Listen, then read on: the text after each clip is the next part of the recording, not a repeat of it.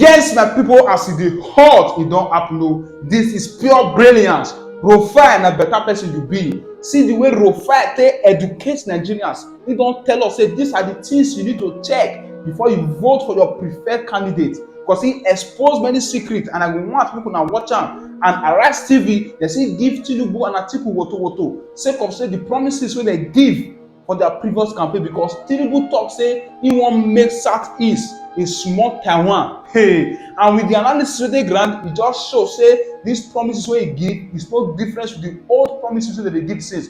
Please watch this video, and as you dey watch am, share am with your family and friends wey dey see am, and still comment for the comment section. Two things.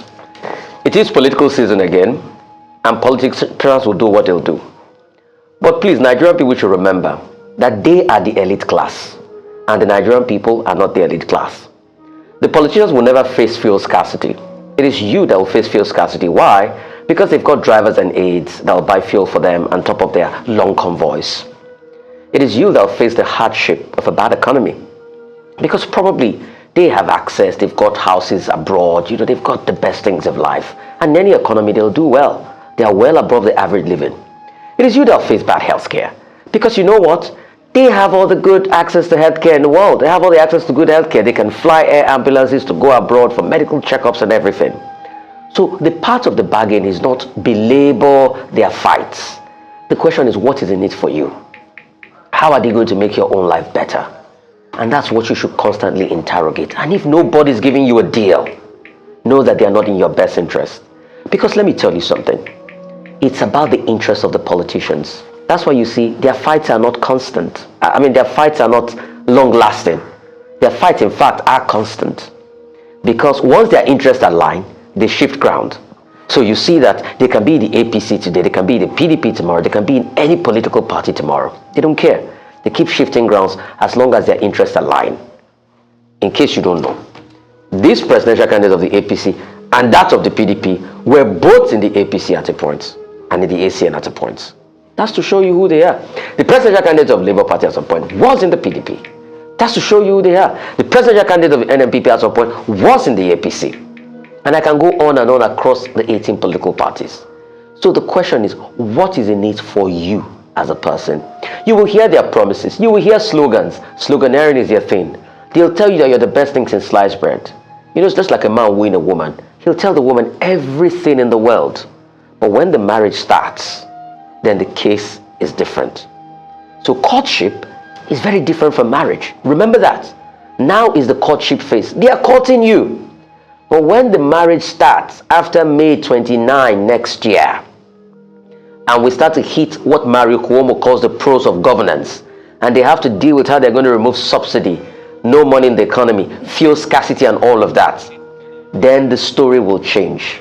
So for what it's worth, write their promises down and keep ticking it. They say they will do it. If they have not done it, call them out.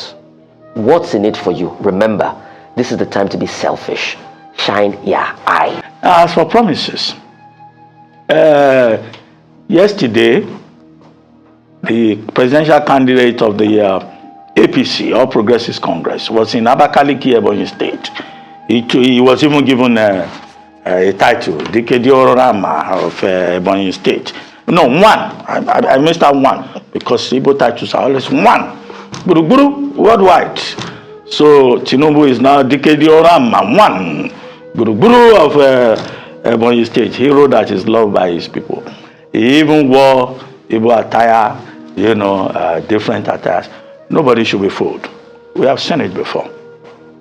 Politicians will dress up to look like you. They will make promises.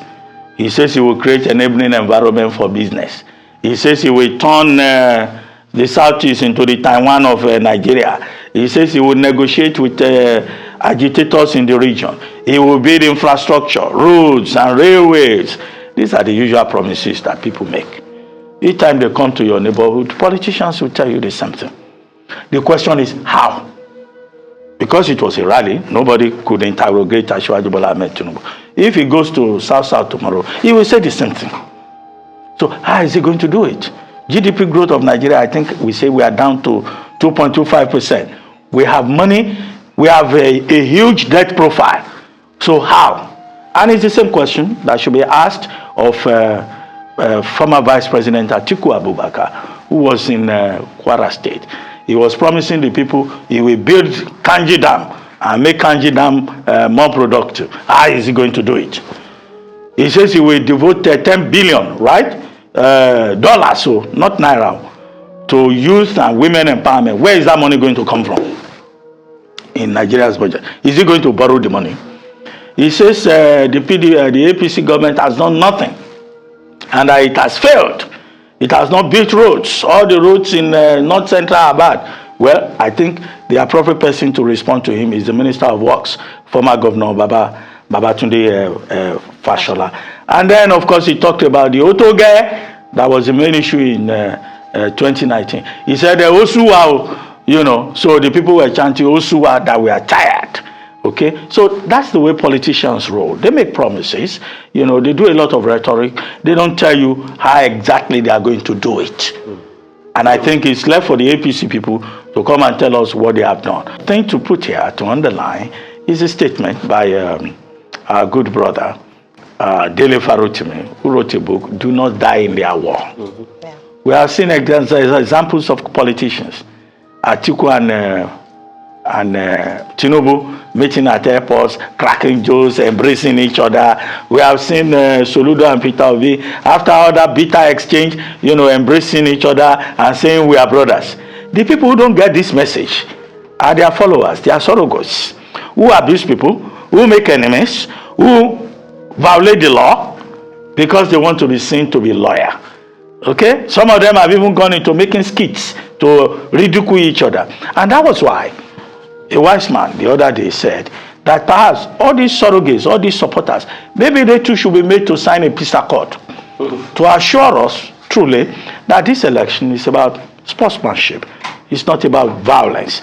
Because at the end of the day, the political leaders, they will meet and they will understand each other and they will move on for the next election. Meanwhile, if you go and collect money and you turn yourself into a thug, you die in the process. You make enemies that you don't deserve, you will be on your own. After February, you will write rubbish, some people will take you to court. You won't see anybody to come and rescue you. So everybody should borrow themselves, or the appropriate word is lend themselves, common sense.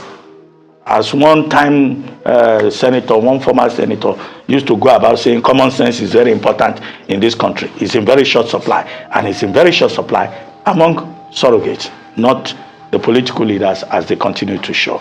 That's that about that.